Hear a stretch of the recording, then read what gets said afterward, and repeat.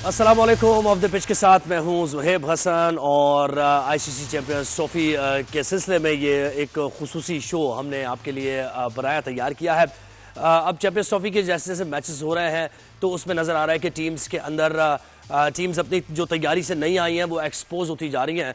तो आज के शो में हम 3 मैचेस की हम बात करेंगे। एक तो मैच वो जो कि हो चुका है साउथ अफ्रीका और अफगानिस्तान का मैच, जिसमें साउथ अफ्रीका ने कन्विंसिंगली अफगानिस्तान को शिकस्त दी है और साउथ अफ्रीका की जो बॉलिंग में मिसिंग थे उनके रबाडा वगैरह वो जब आ गए हैं तो नजर आ रहा है कि साउथ अफ्रीका अब एक ऐसी टीम बन गई है जो कि क्लियर थ्रेट है सेमीफाइनल के लिए भी और फाइनल में भी क्वालिफाई वो कर सकती है। तो हमारे एक्सपर्ट्स बताएंगे कितने चांसेस साउथ अफ्रीका के हैं। तो कल के मैच का हम थोड़ा सा पहले बताए थे। 315 रन बनाए कल साउथ अफ्रीका ने और बहुत ही बेहतरीन खेला। रिकल्टन उनके जो ओपनर हैं 103 रन उन्होंने बनाए। फिर टिम्बा बवूमा कैप्टन है साउथ अफ्रीका के 58 रन उन्होंने बनाए हैं। वेन ड डूसन जिसकी हम बात कर रहे थे शो में पहले भी 52 रन बनाए वेन ड डूसन ने 46 बॉल्स पर और एडम मार्करम ने 52 रन बनाए और 315 रन साउथ अफ्रीका ने बनाए। और जब चेस किया अफगानिस्तान ने तो 208 रन पर अफगानिस्तान की टीम ढेर हो गई। 43 ओवर्स में तमाम ही प्लेयर्स आउट हो गए और साउथ अफ्रीका ने शानदार बॉलिंग का और बैटिंग का मुजाहरा किया। तो शो में हमारे साथ शुएब मोहम्मद है, साबिक टेस्ट क्रिकेटर, जाना माना नाम है और उनका तज्जिया आप देख ही रहे हैं 3 शो से और तकरीबन जो तज्जिया वो दे रहे हैं उसके हिसाब से ही चीजें चल रही हैं। इसके साथ साथ साबिक टेस्ट क्रिकेटर, जबरदस्त पाकिस्तान के ऑलराउंडर जिन्होंने बड़े मैचेस भी पाकिस्तान को जितवाए हैं, जाना माना नाम सुहेल तनवीर ने भी हमें ज्वाइन किया। तो दोनों को वेलकम करते हैं। सुहेल तनवीर आपको भी वेलकम करते हैं और शुभ भाई आपको भी बहुत शुक्रिया ज़ुहैब जी जी थैंक यू जी जी। तो आगाज हम करते हैं। सुहेल, पहले कल के मैच का जो हो गया, साउथ अफ्रीका ने एक प्रोफेशनल जैसी टीम खेलती है और हमेशा से साउथ अफ्रीकन लगता है कि वो तैयारी करके आते हैं। 315 रन साउथ अफ्रीका ने पोस्ट किया और उनके जिन प्लेयर्स से कहा जा रहा था वो खेलेंगे, लेकिन रिकल्टन ने जिस तरह उनके ओपनर ने 103 रन बनाए हैं। तो पहले आपसे सुहेल आगाज करेंगे, कैसी आपको साउथ अफ्रीका की परफॉर्मेंस लगी और क्या फाइनल के लिए कितने चांसेस उनके बढ़ गए हैं कि वो क्वालिफाई कर सकते हैं? देखिए, ऑब्वियसली बड़ी टीम इसी तरह ही आगाज करती है और जैसे आपने इंट्रो में कहा कि अपनी जब पूरी तैयारी के साथ आप आते हैं, जब आपके सारी बेसिस कवर्ड होती हैं, आप 1-2 प्लेयर्स के ऊपर रिलाय नहीं कर रहे होते। आप देखें उनके जो मेन आजकल जो उनके रिसेंट पास्ट में मैं 6 महीने या साल की अगर बात करूं तो मिडल ऑर्डर का जो थंब है वो हेनरिक क्लासन है। तो उनकी एब्सेंस को किसी भी जगह मेरे ख्याल में उनकी कमी महसूस नहीं हुई जिस तरीके से उनके मिडल ऑर्डर ने बैटिंग की। तो ये बड़ी टीम की एक निशानी होती है कि यस, आपके पास कुछ मैच विनर्स होते हैं लेकिन उनकी जब एब्सेंस होती है तो नीचे से जो आपका बेंच स्ट्रेंथ होती है, somebody stand up from there और वो उसकी जगह लेता है और उसकी कमी फील नहीं होने देता। तो आई थिंक जो हमारे साथ उन्होंने सीरीज खेली, ऑब्वियसली उनकी अपनी वहाँ पे डोमेस्टिक लीग चल रही थी जिसमें से कुछ की प्लेयर मिसिंग थे, तो रिजल्ट वर डिफरेंट। बट यहाँ पे एक कंप्लीट डिफरेंट टीम और कंप्लीट टीम नजर आई जिसकी सारी बेसिस मैं कहूँगा कि कवर्ड है। ऑब्वियसली यहाँ पे आप कहेंगे कि उनका मैच अफगानिस्तान जो कि वनडे की अभी उस हिसाब से डेंजरस टीम नहीं है जितनी T20 में है, क्योंकि मेरे ख्याल में स्टिल उनके पास अभी 50 ओवर में वो क्वालिटी नहीं है जो T20 के अंदर उनके पास मौजूद है। But still they are good side और उसके अगेंस्ट साउथ अफ्रीका का इस तरह का आवाज ऑब्वियसली एक healthy sign for them. Final की आपने बात की, देखें अभी स्टिल लॉन्ग वे। आपने पहले सेमीफाइनल की हर्डल क्रॉस करनी है। पहला स्टेप ऑब्वियसली हर टीम के लिए है to reach into the semi. लेकिन सेमीज के लिए बड़ा एक यानी चांस है साउथ अफ्रीका का, जैसे वो खेल रहे हैं जैलन। जिस तरह का आपने स्टार्ट लिया उसके बाद ऑब्वियसली आप एक ड्राइविंग सीट पे हैं, then you can drive in your own direction. बिल्कुल ऐसे। शुएब भाई, आप बताएं कैसी आपको परफॉर्मेंस लगी साउथ अफ्रीका की बैटिंग भी और बॉलिंग का भी जिक्र करते चले। राशिद खान कोई इम्पैक्ट उस तरह नजर नहीं आया, फिर नबी ने भी हाल के उनका साथ दिया लेकिन नबी भी सक्सेस उनको नहीं, नूर अहमद ने भी। तो क्या कहेंगे इस परफॉर्मेंस पर? देखिए, ये ऑटोमेटिक बाय चॉइस या बाय लक ऐसा नहीं हुआ कि राशिद खान को विकेट नहीं मिली। ये पर्पसली उन्होंने कॉशियसली बैटिंग करी कि उनका जो मेन स्ट्राइक, और इसका रीजन ही ये है कि 316 हमने कहा था कि 320 का ये विकेट है। कल जब हम अपने प्रोग्राम में बात कर रहे थे तो इत्तेफाक से उन्होंने 316 टू विन का वो रखा। लेकिन राशिद खान उनका स्ट्राइक मेन स्ट्रेंथ है, इसलिए कि वहां से वो पेनिट्रेशन इतनी करते हैं और दूसरे बॉलर्स भी जब राशिद अगर हीरोइक्स अपने परफॉर्म करते हुए नजर आते हैं तो दूसरे बॉलर उनकी पूरी टीम एकदम से दूसरी टीम पे चढ़ जाती है। तो बात यह है कि वहां उन्होंने पर्पसली कॉशियसली उसको विकेट ना देने वाले शॉट्स खेले और बाद में जब उन्होंने देखा कि एक मुश्किलात में से हम निकल गए हैं तो वहां से उसके बाद उनको डूसन ने 2 मिड विकेट के ऊपर छक्के लगाया और कुछ चौके वगैरह, तो जिससे ऐसा लगा कि उन्होंने 10 ओवर में 59 रन दिए। तो लेकिन that was the key to success वाली बात है। और लेकिन एक मैच के अंदर 2 या 3 प्लेयर स्कोर करते हैं, लेकिन जब एक टीम में 1 सेंचुरी करे और 3 जबरदस्त परफॉर्मेंसेज आए और 50 ऑड रन की, तो फिर वो टीमें सक्सेसफुल भी नजर आती हैं और उनका गेम प्लान भी नजर एग्जीक्यूशन होते हुए नजर आ रहा होता है, जो कल आया कल के मैच के अंदर। और स्पेशली आप देखें कि पहले 20 ओवर्स के अंदर कॉशियसली खेले, 1 विकेट गिरी और 100 क्रॉस किए। फिर 35 ओवर्स के अंदर उन्होंने 200 मार्क क्रॉस किया और फिर 35 से 50th ओवर के अंदर 15 रन। बिल्कुल, और दूसरे ने भी प्रेशर। सुहेल, बॉलिंग का कंपैरिजन अगर हम करें तो साउथ अफ्रीका के बॉलर्स, अब जेनसन ने 8 ओवर्स कराए, 32 रन दिए, 1 विकेट हासिल की। फिर एंगीडी 2 विकेट्स उन्होंने भी हासिल की, 56 रन। रबाडा ने 3 विकेट्स ली और रबाडा मिसिंग थे वहां पर। फिर जरा अफगानिस्तान की भी बॉलिंग का कंपैरिजन करें, कहीं कोई बॉलर्स ने प्रॉब्लम में नहीं डाला साउथ अफ्रीकन बैटर्स को किसी भी मौके पर? देखिए, मैं अफगानिस्तान की बॉलिंग से शुरू करूं तो उनके पास, जैसे मैंने कहा कि T20 की बॉलिंग के हिसाब से तो जबरदस्त बॉलिंग लाइनअप है, क्योंकि T20 में आप, वो चाहे राशिद खान हो, आप कोशिश करते हैं क्योंकि आपने 20 ओवर खेलने होते हैं तो आप हर बॉलर के अगेंस्ट रन करने चाहते हैं। तो जब आप रन करने जाते हैं तो वहाँ अपॉर्चुनिटीज क्रिएट होती हैं। बट 50 ओवर जो है, इट्स लॉट ऑफ ओवर्स, वहां पे आप अपनी इनिंग प्लान करके चलते हैं। आपको एक बॉल, जैसे शुएब भाई ने बड़ा इंपॉर्टेंट नुकता रेज किया कि उन्होंने उसको जल्दबाजी नहीं की, राशिद खान को विकेट्स नहीं दिए। तो बाकी अदर देन दैट अगर आप देखेंगे उनकी बॉलिंग लाइनअप में कोई भी ऐसा थ्रेटनिंग, एक फजल फारूकी मैं कहूंगा कि एक ऐसे बॉलर हैं जो wicket taking only with a new ball, नया बॉल वो बहुत अच्छा करते हैं। अगर उनको पिच में थोड़ी हेल्प मिल रही हो तो वो नए बॉल पे बड़े थ्रेटनिंग साबित हो सकते हैं। बट आई अज्यूम कल वाले मैच में उनको कोई इस तरह की हेल्प नहीं मिली, विच इज आपको पता पाकिस्तानी पिचेस पे, specially in Karachi, you hardly see that कि कोई लैटरल मूवमेंट हो रही हो इतनी ज्यादा। तो वो अदर देन दैट तो उनके पास मतलब कोई थ्रेटनिंग आपको मैं नहीं कहूँ, मुझे नहीं नजर आता। तो सुहेल, यानी जो साउथ अफ्रीकन बॉलर्स हैं उन्होंने एक्सपीरियंस का इस्तेमाल किया और वो जो पिचिंग यानी हिटिंग द राइट लेंथ वाली बात है, और फिर बाउंस तो उनको मिला रबाडा ने और एंगीडी ने जिस तरह और जेनसन ने जिस तरह लेंथ कराई। जी, ऑब्वियसली वो क्योंकि उनके पास मैं वही बात कर रहा था कि अफगानिस्तान के पास मीडियम पेसर हैं, लेकिन रबादा देखें 140 प्लस बॉलिंग करते हैं। जेनसन के पास उनकी हाइट इतनी ज्यादा, क्योंकि वो 140 वाले बॉलर तो नहीं है शायद, लेकिन उनकी हाइट इतनी ज्यादा है कि वो किसी भी पिच पे उनको एक्स्ट्रा बाउंस थोड़ा सा मिलता है। एंड देन नगीरी he is skiddy as well. तो पेस का डिफरेंस आपको डेफिनेटली नजर आया होगा। और स्किल्स ऑब्वियसली मैंने कहा कि ये तीनों बॉलर जो है ये टेस्ट क्रिकेट भी खेलते हैं। अगर आप देखें वनडे में ज्यादातर आपको बॉलिंग वो करनी होती है हार्ड लेंथ के ऊपर, जो कि आप टेस्ट क्रिकेट में करते हैं। T20 अफगानिस्तान के पास जो बॉलिंग लाइनअप है वो सूटेबल है T20 वाली, तो इसलिए आपको डिफरेंस नजर आया। रबादा टेस्ट क्रिकेट खेलते हैं, बड़े अच्छे टेस्ट क्रिकेट के बॉलर हैं, इसलिए उनको किसी भी किस्म की पिच पे जब वनडे की बॉलिंग करनी होगी तो आके अच्छे एरिया को हिट करेंगे, जहां पे उनको वेरिएशन करनी होगी करेंगे। तो ये डिफरेंस जो आपको नजर आया वो इसी वजह से था कि अफगानिस्तान के पास लैक ऑफ एक्सपीरियंस मैं कहूंगा 50 ओवर का, और जो साउथ अफ्रीकन बॉलर्स थे they are fully prepared actually. उन्होंने बहुत सारी क्रिकेट इस तरह की खेली हुई है और अडॉप्ट बड़ा अच्छा किया उन्होंने कंडीशन को।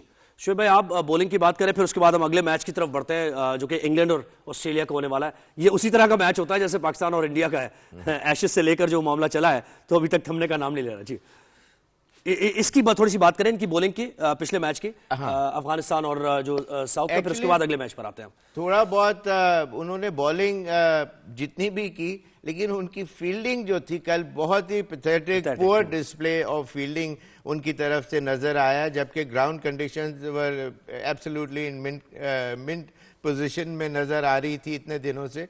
लेकिन due to lack of fitness और कंसंट्रेशन इनफ नहीं थी, मेरा अंदाजा है कि लूज इजी बॉलों को, तो वहां से बॉलर के ऊपर बड़ा एक मिसफील्ड, एक उससे बाज दफा क्या होता है जो स्ट्राइक उस बैट्समैन को वापस मिल जाती है जो कि बबलिंग विथ कॉन्फिडेंस, और फिर उस उधर से वो चक्का वापस मार के एकदम कहां से कहां उस ओवर को ले जाता है। फिर नेक्स्ट ओवर में when that same ball is gonna come, तो वो प्रेशर में आएगा, बैकफुट पे आएगा, तो एक रन से भी मेरा कहने का मतलब है कि इतना फर्क पड़ जाता है। जबकि इन्होंने 6-7 दफा ऐसा नजर आया कि तो बॉलर्स ने जितना भी अच्छा किया, फील्डिंग ने उसको मतलब वही बात है कि लॉन्गर फॉर्मेट में जितने भी आप T20 से जब आगे बढ़ते हैं 50 ओवर्स और टेस्ट में, तो फिर एक it's a real test of skills. और वो अब बढ़ते हैं अगले मैच की तरफ। आईसीसी चैंपियंस ट्रॉफी का ये चौथा बड़ा टाकरा होने जा रहा है। आज इंग्लैंड और ऑस्ट्रेलिया मध्य मुकाबले हैं और दोनों की राइवलरी बहुत ज्यादा मशहूर है, जैसे इंडिया पाकिस्तान की राइवलरी है।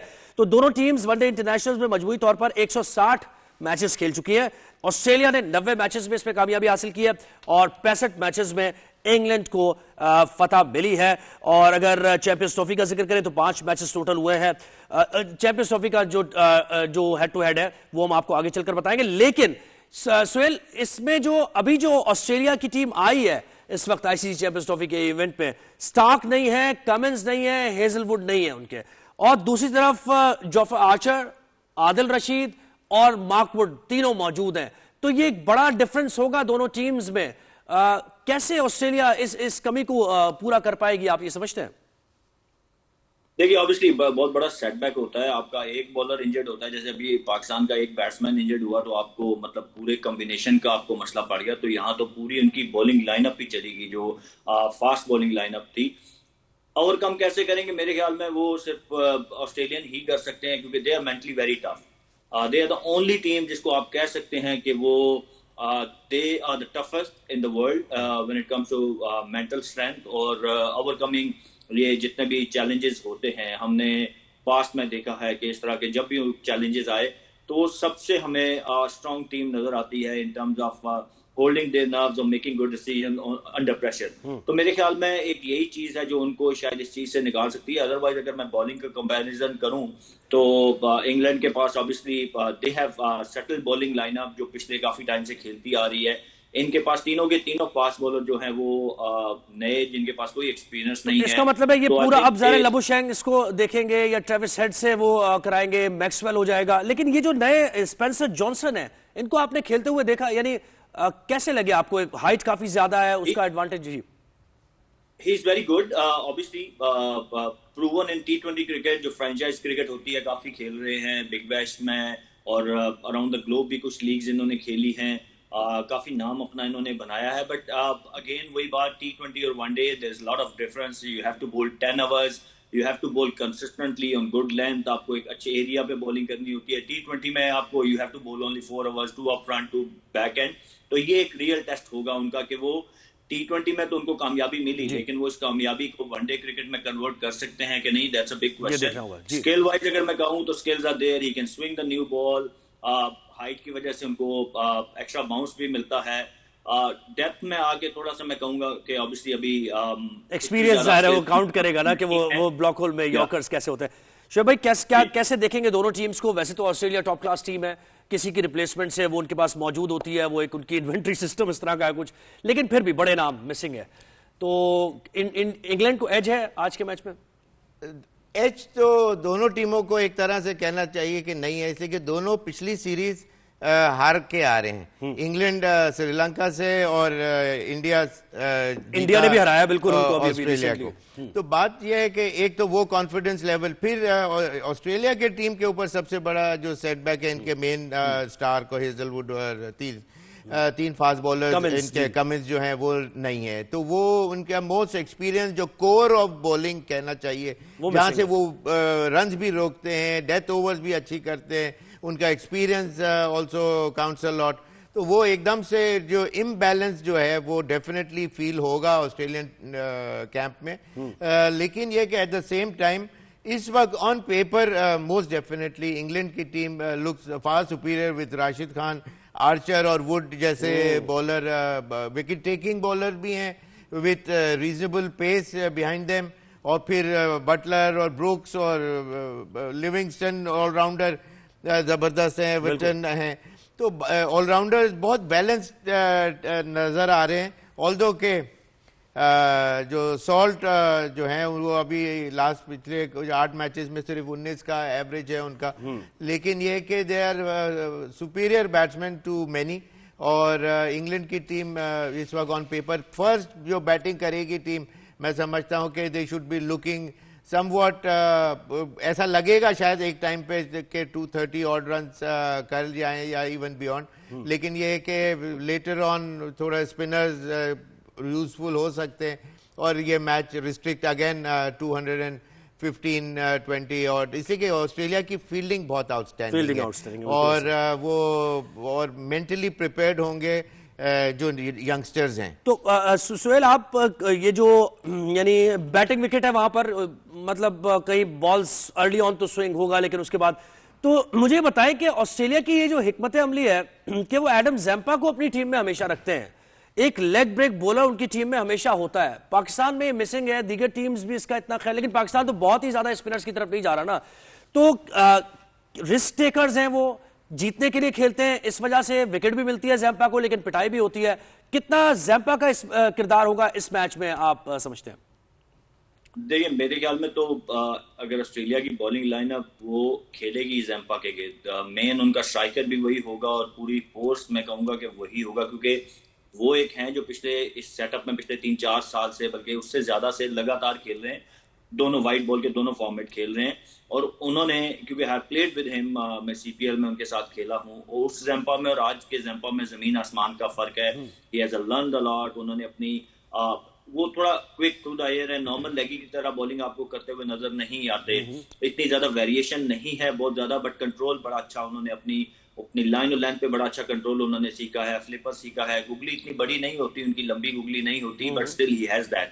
तो लेग स्पिनर की आपने बात की, leg spinner goes for runs but same time he takes wicket. तो वाइट फॉर्मेट में आपने देखा होगा इंग्लैंड हमेशा आदिल रशीद को खिलाता है, Zampa for Australia they always back him even if he goes for runs but they still back him, क्योंकि मिडिल ओवर्स में अगर आप आजकल की क्रिकेट में खासकर जब से ये सेंस मैं हमेशा बात करता हूं, जब से ये 5वां फील्डर आपने 10 से 40 ओवर के दरमियान वो जो अंदर आता है वो इतना बड़ा गैप क्रिएट करता है कि वहां पे आप बैट्समैन को आउट किए बगैर आप किसी भी टीम को बिल्कुल टेम्प्ट करना पड़ता है, बिल्कुल बैट्समैन को टेम्प्ट करता है लेग स्पिनर।